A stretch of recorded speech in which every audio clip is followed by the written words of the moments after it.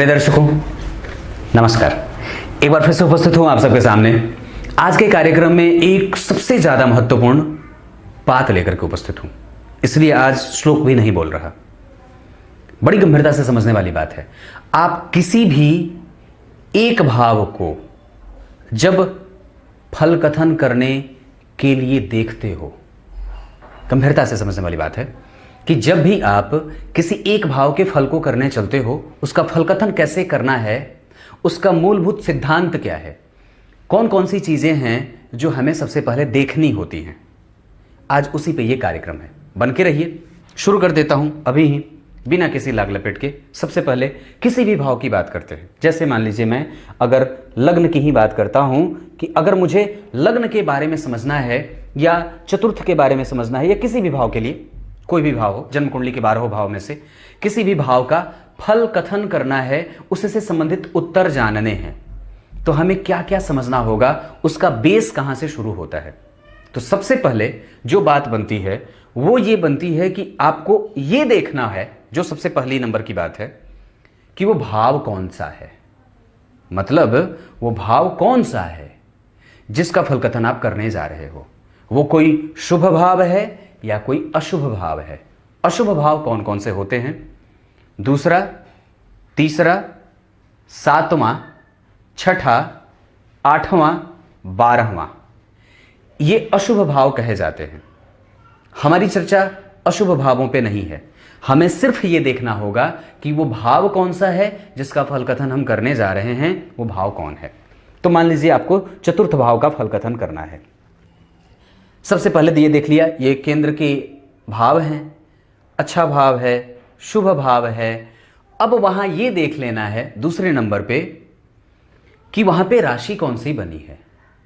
राशि कौन सी बनी है जब ये देखने चलते हैं तो वहां पे कोई पापक ग्रह की राशि बनी है या कोई शुभ ग्रह की राशि बनी है। तो आपने यहां देख लिया कि यहां पे शुभ ग्रह की राशि बनी है। क्लियर है? आपने यहां ये देख लिया कि यहां शुभ ग्रह की राशि बनी है, या फिर यहां पे सम संख्या की राशि बनी है, 2, 4, 6, 8, 10, 12।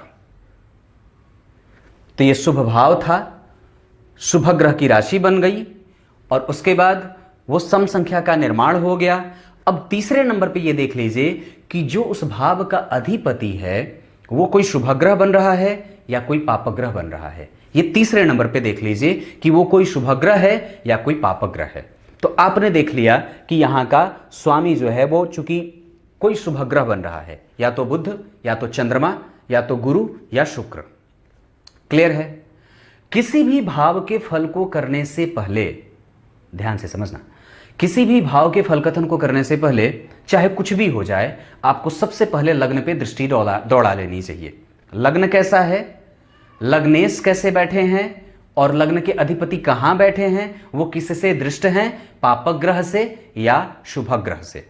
इतना चीज देख लिया, तब अब आपको जिस भाव का फल करना है उस पे आपकी दृष्टि जानी चाहिए। और जो श्रेष्ठ ज्योतिषी होता है वो लग्न कुंडली के साथ साथ खट से नवमांस कुंडली भी एक बार जरूर देख लेता है कि नवमांस कैसा बन रहा है। ये 3 बातें आपने देख ली। हम कहां तक थे कि इस भाव पे शुभ ग्रह की राशि बनी या पाप ग्रह की राशि बनी। उसके बाद अब क्या देखना है? उसके बाद अब आपको यह देखना है कि वास्तव में जो इस भाव का अधिपति है वो बैठा कहां है। तो किसी शुभ भाव में बैठा है या किसी पापक भाव में या अशुभ भाव में बैठा है। अगर वो किसी शुभ ग्रह की राशि में बैठा है, जैसे अगर मान लीजिए वो यहां का अधिपति है और जाकर के जन्म कुंडली में किसी शुभ ग्रह की राशि में, देवगुरु बृहस्पति की राशि में, शुक्र की राशि में, चंद्रमा की राशि में या बुध की राशि में बैठ गया, तो ये एक अच्छी बात हो जाती है। उसके बाद आपको क्या देखना है कि वहां पे वो सूर्य के साथ तो नहीं बैठा है, या अगर सूर्य के साथ बैठा है तो अस्त तो नहीं है, क्योंकि जैसे ही ग्रह अस्त होता है वो विकल हो जाता है, चिंतित हो जाता है, व्यथित हो जाता है, उसको मूर्छा लग जाती है, शक्ति बाण लग जाता है। इतना चीजें देख रखी हैं आपने। अब उसके बाद क्या देखना है? जब आपने ये जैसे ही देखा कि शुभ भाव की स्थिति है, शुभ ग्रह की राशि है, शुभ ग्रह के राशि में जाकर के यहाँ का अधिपति बैठा है, सम संख्या की राशि का निर्माण भी हुआ है। अब क्या देखना है? अब यह देखना है कि वहां पे कौन सा ग्रह बैठा है। यहां पे कौन सी राशि बनी है तो देख ली। अब यह देख लीजिए कि वहां स्वयं कौन सा ग्रह बैठा है। अब वहां पे जब ये देखें कि वहां कौन सा ग्रह बैठा है तो आपको यह देखना होगा कि कोई ग्रह वहां नीच का तो नहीं बैठा है ना।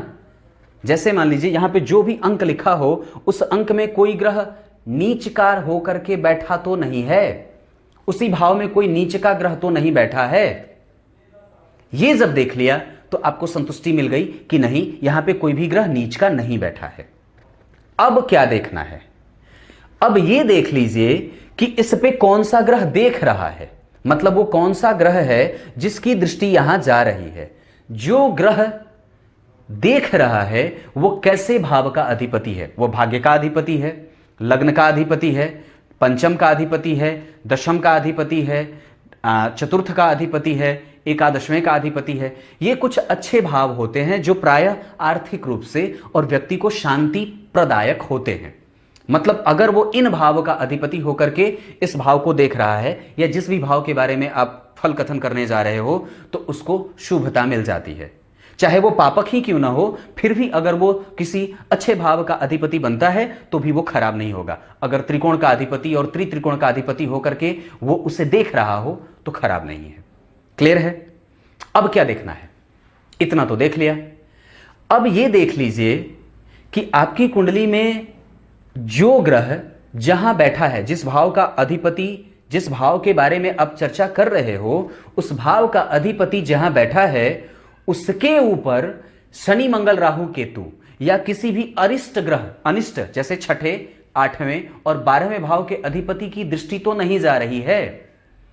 इतने तरीके से उसे देखना होगा कि वो ग्रह जहां बैठा है या इस भाव पे छठे, आठवें और 12वें भाव के अधिपति की दृष्टि जा रही है या उस भाव के अधिपति पे छठे, आठवें और 12वें भाव के अधिपति की दृष्टि जा रही है क्या?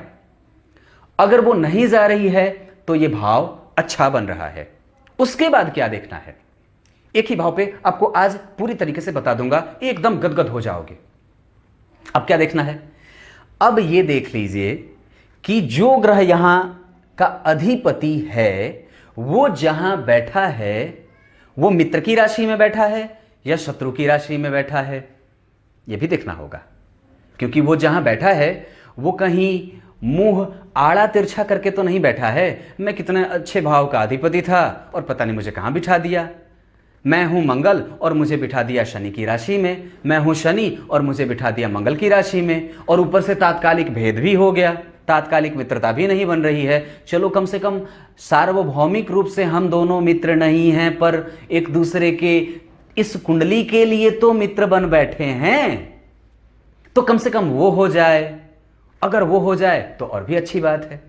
अब दूसरी बात, वो ग्रह जिसका फल कथन आप करने जा रहे हो वो कुंडली का कारक ग्रह हो, मतलब वो अच्छे भाव का अधिपति बनता हो और वो योग कारक स्थितियां पैदा करता हो। वो केंद्र का अधिपति हो तो त्रिकोण का भी हो, वो त्रिकोण का अधिपति हो तो केंद्र का भी हो, वो लग्नेश से दृष्ट हो, लग्न के अधिपति के साथ बैठा हो, वो छठे, आठवें और 12वें भाव के अधिपति से ना तो युति करता हो, न उस भाव के अधिपति उसे देखते हो, न उनके साथ बैठा हो, न उनकी दृष्टि जाती हो उस भाव पे।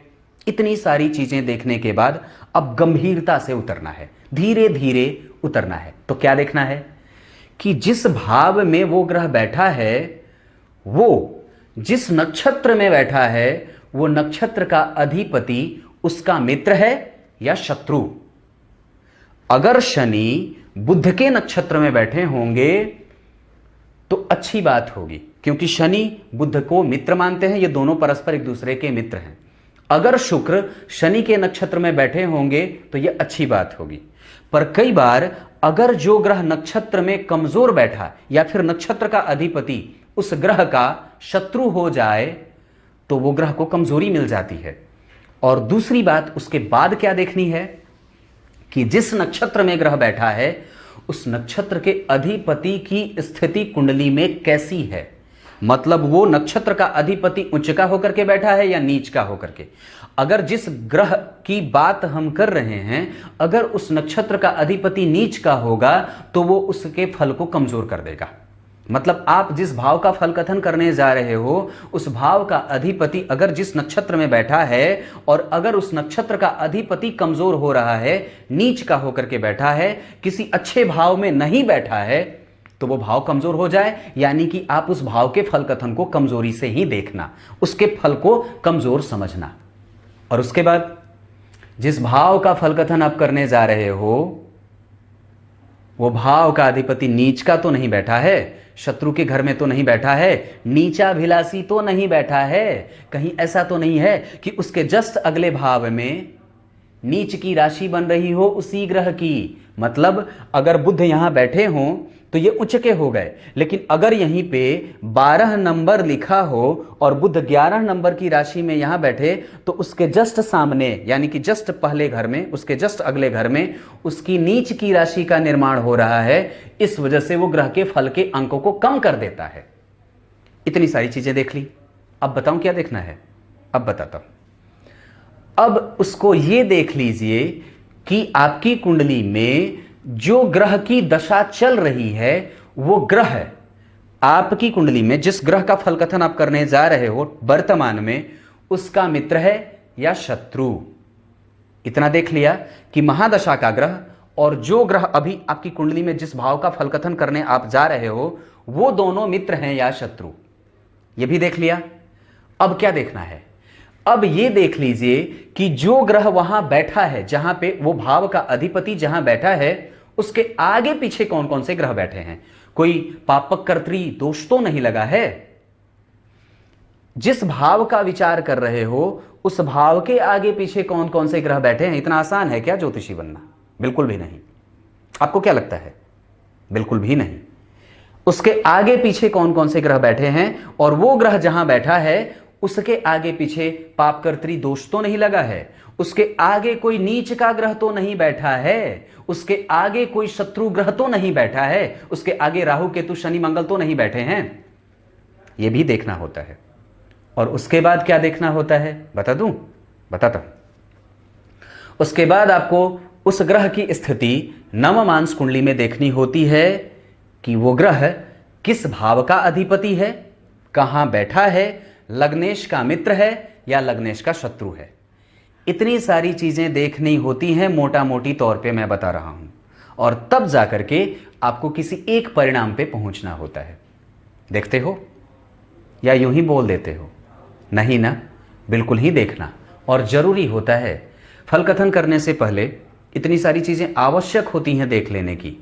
और उसके बाद अगर और निकट जाकर के देखना चाहते हो तो ये देख लो कि उसकी स्थिति चंद्रमा से कैसी बन रही है गोचर में, उसकी स्थिति गोचर में गुरु से कैसी बन रही है, उसकी स्थिति गोचर में राहु केतु से कैसी बन रही है, उसकी स्थिति गोचर में सूर्य से कैसी बन रही है, सर्वाष्टक वर्ग में, अष्टक वर्ग में, और कैसी स्थितियों में वो ग्रह जा रहा है।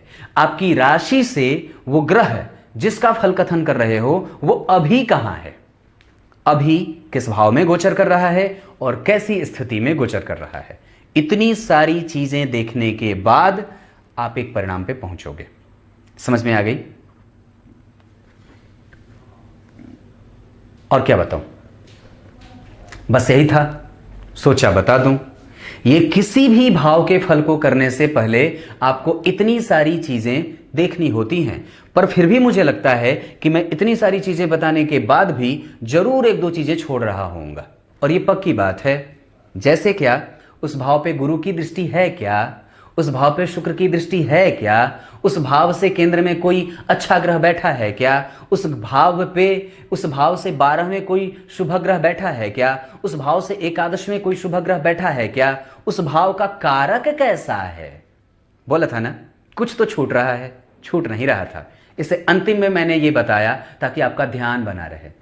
जिस भाव का विचार कर रहे हो उस भाव के कारक को सबसे पहले देखना होता है कि उस भाव का कारक कौन है और वो कैसी स्थिति में बैठा है।